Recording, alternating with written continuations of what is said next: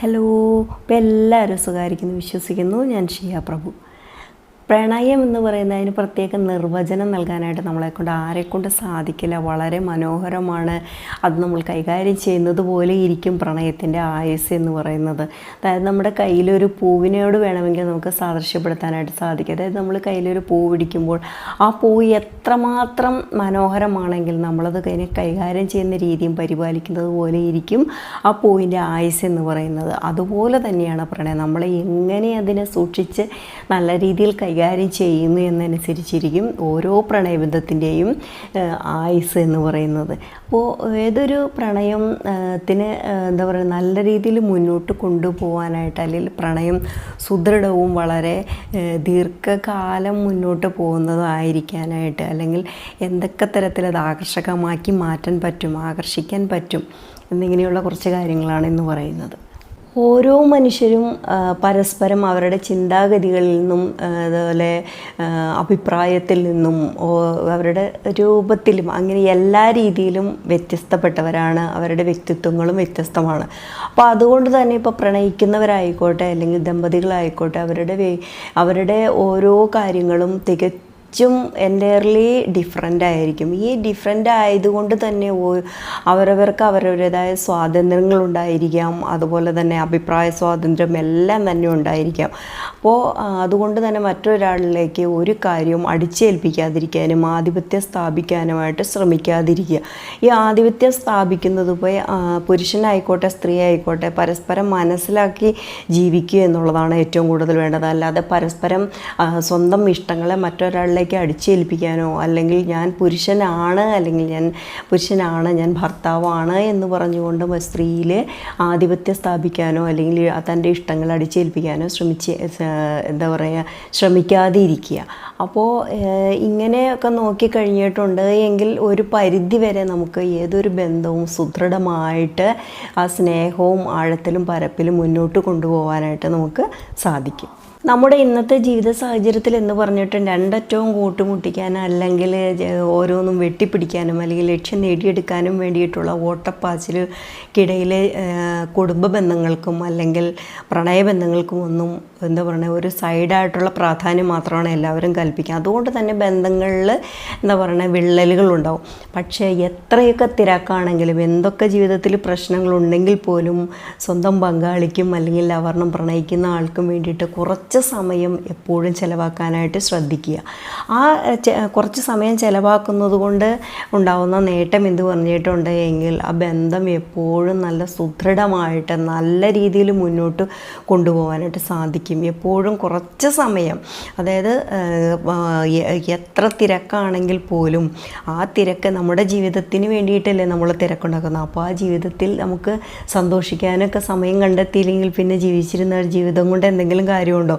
അപ്പോൾ അതുകൊണ്ട് തന്നെ നമ്മുടെ കുടുംബമായിട്ടോ അല്ലെങ്കിൽ നമ്മുടെ പ്രണയിനിയായിട്ടോ കുറച്ച് സമയമെങ്കിലും ചിലവഴിക്കാനായിട്ട് നമ്മൾ എന്ത് ചെയ്യണം, സമയം കണ്ടെത്തേണ്ടത് അത്യാവശ്യമാണ്. ഇതുകൊണ്ട് തന്നെ പ്രണയം അത് നല്ല സന്തോഷകരവും അതുപോലെ ദൃഢമായി തീരുകയും ചെയ്യും.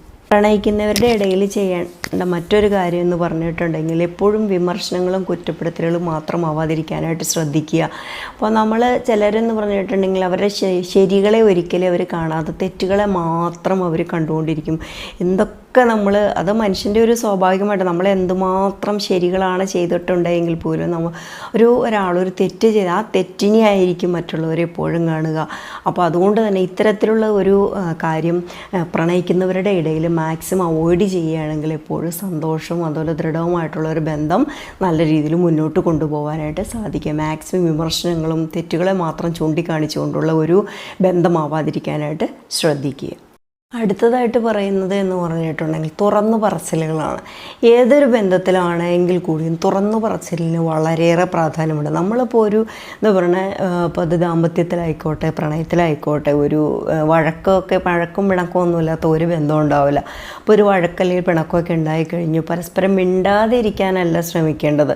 അത് തുറന്നു പറഞ്ഞ് ആ വഴക്കല്ലെങ്കിൽ പിണക്കമൊക്കെ ഇല്ലാതാക്കാനാണ് ശ്രമിക്കേണ്ടത്. അതുകൊണ്ട് തന്നെ നമ്മൾ ഏതൊരു ബന്ധത്തിലാണെങ്കിൽ കൂടി തുറന്ന് തുറന്ന പറച്ചിലുകൾക്ക്, അതായത് സംസാരത്തിലൂടെ പരിഹരിക്കാൻ പറ്റാത്ത പ്രശ്നങ്ങൾ പരിഹരിക്കാനായിട്ട് ശ്രമിക്കുക. തുറന്നു പറച്ചിലുകൾക്കായിട്ടുള്ള അവസരങ്ങൾ എപ്പോഴും സൃഷ്ടിക്കാനായിട്ട് ശ്രമിക്കുക.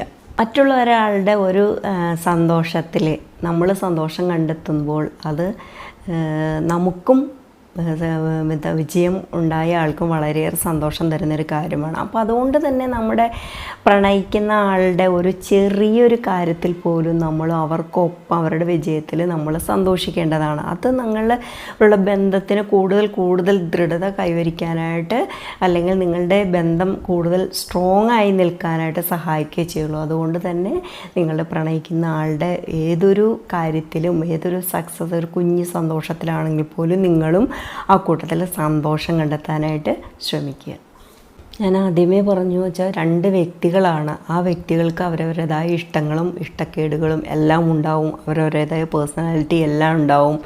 അപ്പോൾ അതുകൊണ്ട് തന്നെ നിങ്ങളുടെ ഇഷ്ടത്തിനനുസരിച്ച് അവരെ മാറ്റാനായിട്ട് ഒരിക്കലും ശ്രമിക്കുകയേ ചെയ്യരുത്. അവരവരുടെ ഇഷ്ടത്തിനനുസരിച്ച് അവർ ജീവിക്കട്ടെ. പക്ഷേ പറഞ്ഞ് തിരുത്താൻ പറ്റുന്ന കാര്യങ്ങൾ തിരുത്തുക. അത് മറ്റേ ആൾക്ക് ഹർട്ടാവാത്ത രീതിയിൽ അത് പറഞ്ഞ് തിരുത്താനായിട്ട് ശ്രമിക്കുക. അല്ലാതെ നിങ്ങളുടെ മുഴുവൻ ഇഷ്ടങ്ങളെയും അവരിലേക്ക് അടിച്ചേൽപ്പിക്കാനായിട്ട് ഒരിക്കലും ശ്രമിക്കുകയേ ചെയ്യരുത്. പ്രണയിക്കുന്നവരുടെ ഇടയിൽ വളരെയേറെ പ്രാധാന്യമുള്ള മറ്റൊരു കാര്യമാണ് വിട്ടുകൊടുക്കുക എന്ന് പറയുന്നത്. വിട്ടുകൊടുക്കലുകൾ, അതായത് നമുക്ക് ചെറിയ വാശികളൊക്കെ നമ്മൾ വിട്ടുകൊടുക്കുക. ആ വാശികൾക്കൊക്കെ നമ്മൾ കണ്ണടയ്ക്കുക എന്ന് തന്നെ പറയാം.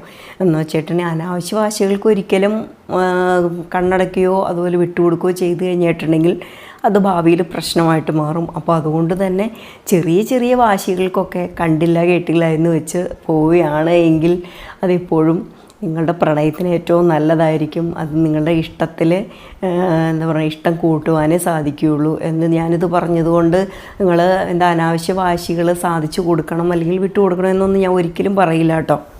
അപ്പോൾ ഇത്രയൊക്കെ ഉള്ളൂ വെച്ചിട്ടുണ്ടെങ്കിൽ നമ്മൾ ഏതൊരു ബന്ധമാണെങ്കിൽ കൂടിയും നല്ല രീതിയിലും നല്ല ദൃഢതയോടുകൂടി പോകാനായിട്ട് ചെയ്യേണ്ടതായിട്ടുള്ള കാര്യങ്ങൾ കുറച്ച് അങ്ങോട്ടും ഇങ്ങോട്ടൊക്കെയുള്ള വിട്ടുകൊടുക്കലുകൾ, സ്നേഹത്തോടു കൂടിയിട്ടുള്ള പെരുമാറ്റം, തുറന്നു പറച്ചിലുകൾ, അതുപോലെ ക്ഷമ കാണിക്കുക, പരസ്പരം അഭിനന്ദിക്കുക, ഇങ്ങനെയുള്ള കാര്യങ്ങളൊക്കെ കൊച്ചു കാര്യങ്ങൾ മാത്രം ശ്രദ്ധിച്ചാൽ മതിയാവും.